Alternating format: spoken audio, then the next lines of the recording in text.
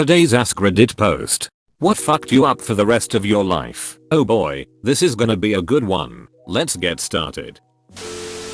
My brother and sister-in-law's death. My wife and I were babysitting their 4-month-old twins, and we get a call that there had been a terrible accident. Go to the hospital and my brother was dead at the scene and my sil was hanging on by a thread. She passed about 10 minutes after I got to the hospital, killed by a drunk driver running a stoplight. Luckily we were able to adopt the twins and they are turning 5 in 2 weeks. I'm still broken up about my siblings though, and I don't think it'll ever get better. This is what I fear most while driving. Minding my own business and some ducker comes duck up my life. Lost a good friend this way.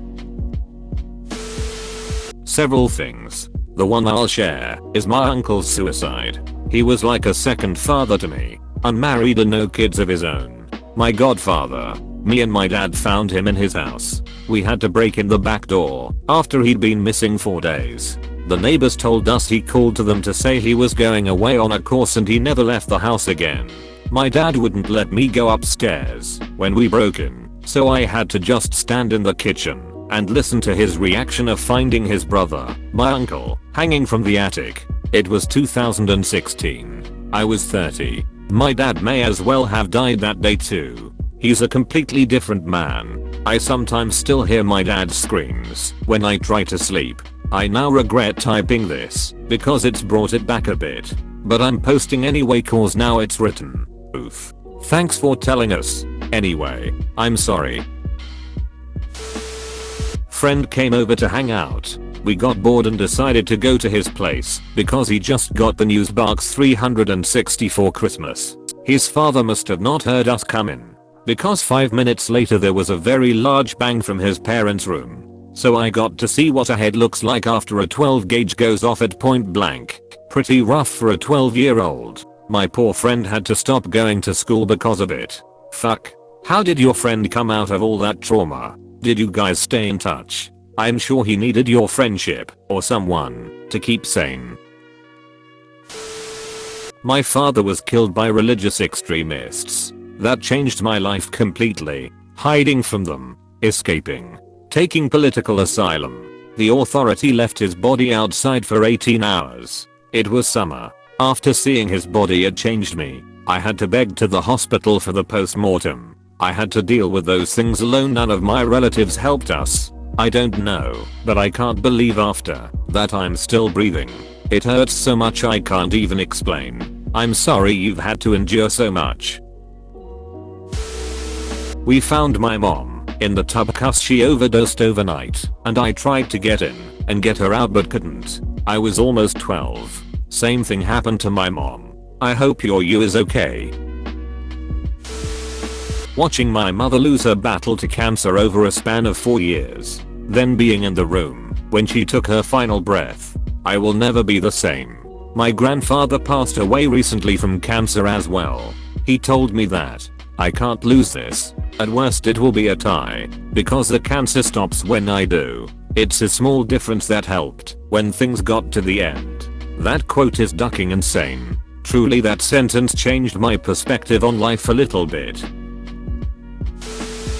Burning alive in a house fire. The burn ward was the worst part. Half my body is skin grafts. I'm so ducking sorry you have had to go through that. My mother. She was a crack addict for majority of my childhood. I used to cry for her to get help because I loved her and she would always tell me I was her best friend. She sold my virginity for crack. I was 11. My heart is crushed reading this. My dad dropping me off at the side of the road when I was 15. He was nice enough to help me carry all of my belongings over the tracks and hide them in the cornfield before hopping in his van and driving off though. 45 years later I'm finally starting to be able to trust other people. My daughter's death. I'll never be the same. I want my bubble back. I'm sorry for your loss. My daughter died too back in 2016 of a heart defect. We've had another daughter since then, and it's like I have constant nightmares and anxiety about her getting hurt. When I was a kid I had to do some research on my dad's computer. When I got to Google I typed in D, and it displayed the search history, and it was divorce neither parent wants kid. You'd think that would be the hardest part. But in actuality the hardest part was pretending like everything was okay when I knew I wasn't wanted. I must have been 11, maybe 12. JFC, I'm sorry. That's ducked up at an advanced level. Are you okay now?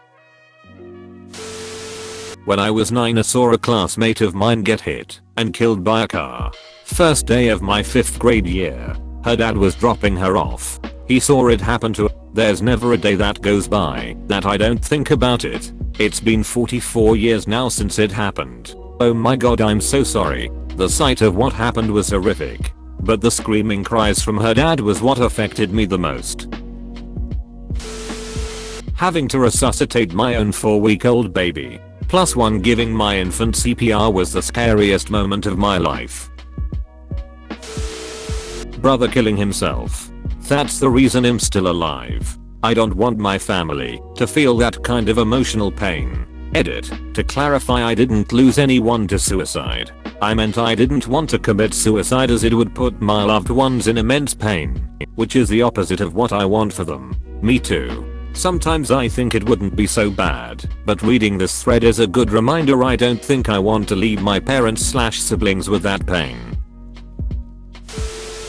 The suicide of my boyfriend. We were together 5 years, and he was the love of my life. After it happened I had a psychotic breakdown, spent time in 3 different mental homes, burned through all the money I'd saved on drugs, and it generally ruined my life. This was about 4 years ago, and I'm only just now recovering, but will probably carry the damage, emotionally and financially, with me for the rest of my life. It's weird how grief can make you want to destroy yourself too.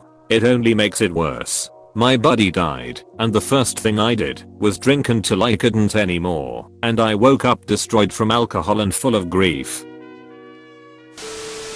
Losing my best friend to a car accident after I was just with him. We were only 17. Man, I still can't talk or think about it too much without silent crying my eyes out. Hard to even type this. Death of my spouse. I will never forget watching him go through hell. My mom died of cancer when I was 14. She tried to die at home naturally. That was not a good idea. I remember her saying she needed to pee, and I was the only one home. I tried to carry her to the toilet, but I fell, and her jaw hit the sink. I felt so horribly bad, and like a failure. I'm still not over that moment, and I'm 56 now. You weren't a failure and you were doing the best you could. I hope you can have compassion now for that 14-year-old child who was put in that position years ago. That was a lot for an adult to handle. Never mind a child. In a child, work with a trauma therapist can be helpful, and I speak from experience. You experienced trauma. Seeing my dad die right in front of my eyes. I miss him. Being into cordial assaulted at the age of 7 to 9 by a pose who pretended to be a friend, only to abuse and threaten me, and hold it like a trophy over me. My childhood was smashed, and I tried to put it back like a puzzle. Thought missing a lot of pieces. Man, the years of 78 to 80 were ducked up. Sending you love. r/adult survivors is a great community. Just turn your messages off first. Why turn off your messages first?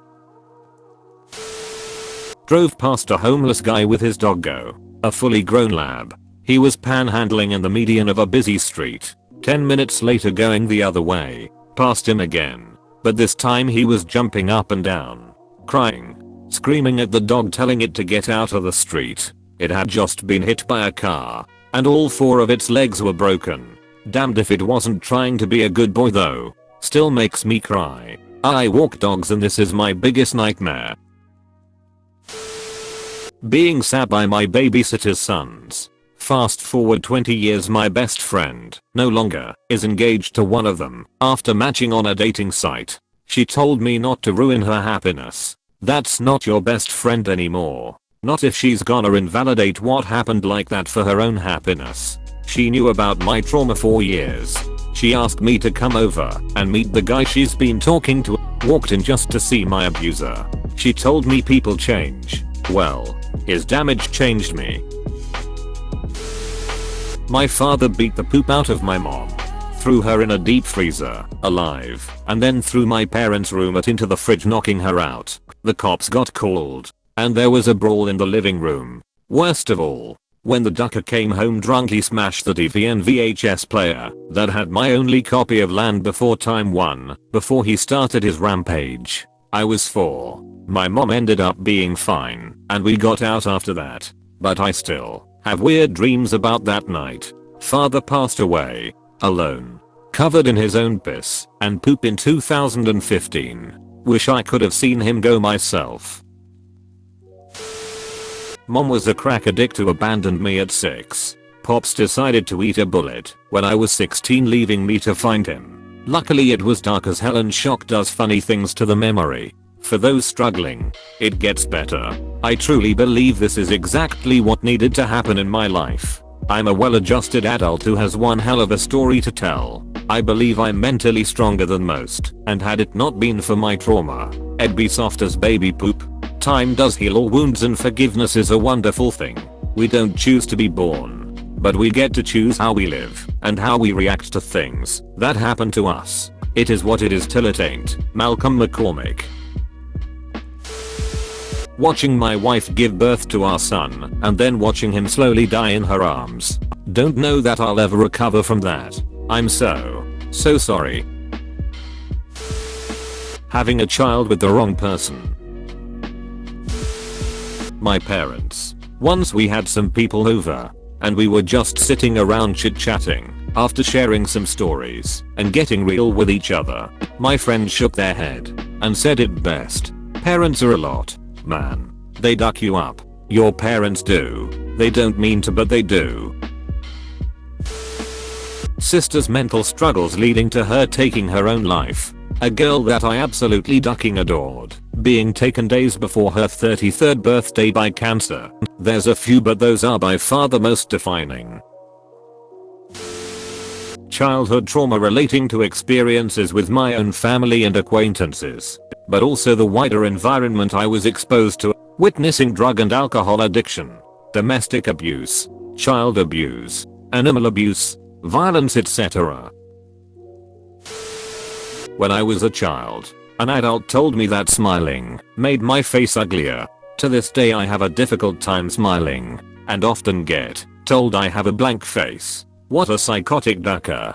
That person knew exactly what impact that could have on you. Don't give him or her that satisfaction.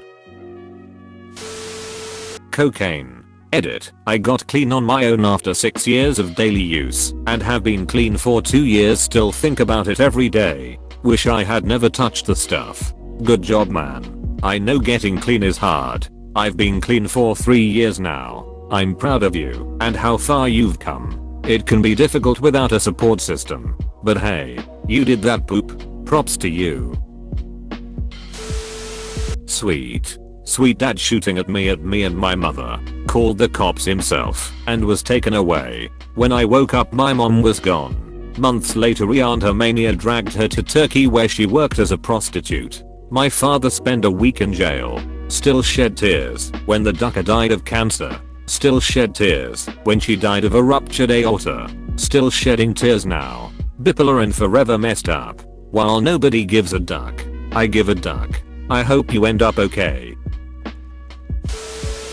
My wife of 14 years did a slightly less evil Gone Girl. I don't know if I can ever trust anyone again. Slightly. Asked me to protect her from her parents if she was brain dead. She faked a suicide, and I got in legal trouble trying to confirm her status. That is mostly resolved, but her current torture is putting me through the trial of the wisdom of Solomon.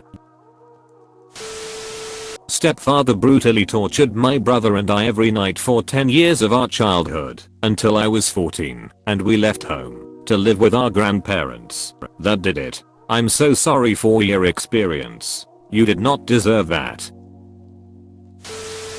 Having to bury my younger brother after he decided to eat a bullet over Christmas break a few years back. quietly moving through the front room and accidentally overhearing in the kitchen my mom tell my step-grandmother that she wishes I was never born. I was 14. I'm 30 now. And yeah, me too. Bro, me too. I'm glad you were born. I don't know you, but I know you're one hell of a good person. I'm grateful for your existence. Reading an excerpt from the book they wrote about the guy who killed my mom. He went into detail about how he did it and whatnot. Oh my god. I'm so sorry. I have never looked at the police report about my mom, nor will I ever. I can't. I don't want to remember her in pain. Yeah, luckily or unluckily. However you wanna look at it. My older brother is the one they reach out to for interviews for their documentaries and whatnot. He says he doesn't get them as much anymore, but he used to do them. Bro, I was not ready for this comment section FR. I have no idea why I'm even this far down. Concussions. My wife was out of the workforce for 10 years just by bonking her head on a playground slide. Changed our lives. Abusive family members. Getting bullied all through school. People never realize how much bullying ducks kids up permanently unless they experience it firsthand. Yeah, it's even worse when it starts at home. Being the youngest, all of the poop ran downhill to me. When your self-worth is crushed at home, you don't stand a chance at school. Childhood trauma. +1. My brother shooting himself Christmas Day, and me having to tell our parents that he's gone. After that, nothing bothers me. I'm jaded. I'm so sorry for your loss. Along with a lot of other abuse, one thing that stands out in my mind was when my father threw a plate of hot spaghetti in my face at the dinner table. I was only 4 or 5 years old, but we weren't allowed to talk at the table. I started crying and screaming because it was hot, so he picked up a glass of tea and threw it in my face. The shock of that made me start crying even harder than he made me on my hands and knees with rags and clean everything up. Awful. I'm so sorry you experienced being treated so terribly. You did not deserve it. I hope life has let you heal and that you're far away from him now. 3. Injury/surgery/hospitalization without insurance in my early 20s. The debt was crushing and prevented me from being able to save meaningfully for almost a decade in the US. Obviously. The death of my son. Having undiagnosed ADHD for the first 30 years of my life. Does it make you look back and think, well, that explains a lot, or is it, well, poop? Depends on the day for me. I could also apply to my simultaneous bipolar 2 diagnosis. Edit. Missing pronoun. Baby sister died at 11 months old. The sight of her little lifeless body still haunts me and breaks my heart. A back injury. Bro, you actually watched the whole video. I'd give you a high five if I was a human. Make sure to click the like button and subscribe for more great content. See you next time.